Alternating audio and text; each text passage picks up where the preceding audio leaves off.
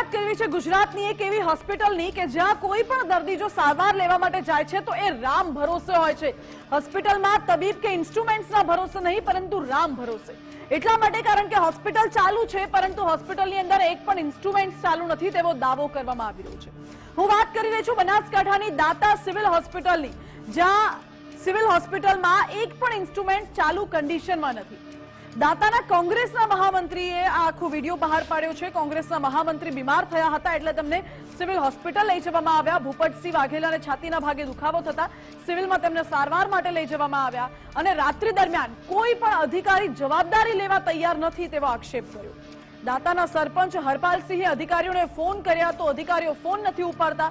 સરપંચે instrument ચાલુ નથી તેવું પણ ડોક્ટર પાસેથી લેખિતમાં લીધું। ડોક્ટરે લખીને પણ આપ્યું કે હા ઇન્સ્ટ્રુમેન્ટ ચાલુ નથી। સામાન્ય બીમારીમાં પણ પાલનપુર દર્દીઓને રિફર કરવામાં આવે છે તો પછી શું પરિસ્થિતિ થાય? આજુબાજુના લોકોને હોસ્પિટલમાં કેવી રીતે સારવાર મળશે તેવો સવાલ, તેવો મુદ્દો ઉઠાવવામાં આવી રહ્યો છે।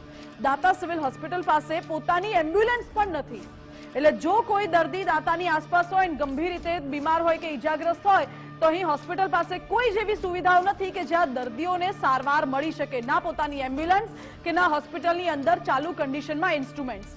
ગંભીર બીમાર દર્દીને પણ પાલનપુર રેફર કરવામાં આવે છે। જો કોઈ દુર્ઘટના સર્જાઈ જાય તો જવાબદારી કોની, એ સવાલ ઉઠી રહ્યો છે।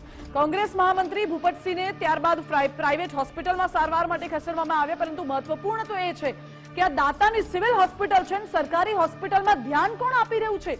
શું આવી રીતે આરોગ્યની સેવાઓ પૂરી પાડવામાં આવશે, એ સવાલ ઉઠી રહ્યો છે।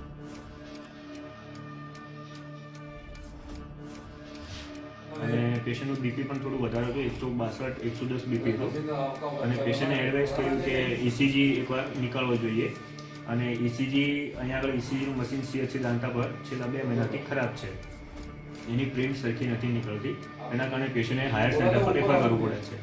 હાલ ડૉક્ટર ચાર્જના સુપ્રિન્ટેન્ડન્ટ સાહેબ ડૉક્ટર ટીકે સિંહ સાહેબ છે કે જે ચાર્જમાં હાલ ઓન ડ્યુટી પર નથી આવ્યા। અહીંયા અમે અમારા ભાઈ શ્રી ભૂપતસિંહના છાતીમાં દુખાવો ઉપડ્યો હતો તો અમે અહીંયા લઈને આવ્યા છીએ। છેલ્લા 1 કલાકથી અહીંયા હોસ્પિટલમાં બેઠા છીએ।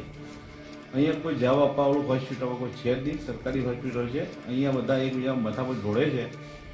એક સિંહ કહે છે કે ગઢવી સાહેબને ચાર્જ આપ્યો છે, ગઢવી સાહેબ કહે છે કે મારા પણ ચાર્જ નથી, બરાબર।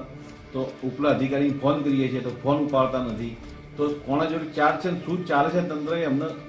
અમે અહીંયા રાત્રે ડૉક્ટર સાહેબને બતાવે, બીપી ચેક કરે, બીપી થોડું ઊંચું હતું, ઇસીજી કરાવવાનું કહે તો ઇસીજી મશીન છે જ્યાં 2 મહિનાથી બંધ છે એવું અમને જવાબ મળેલો।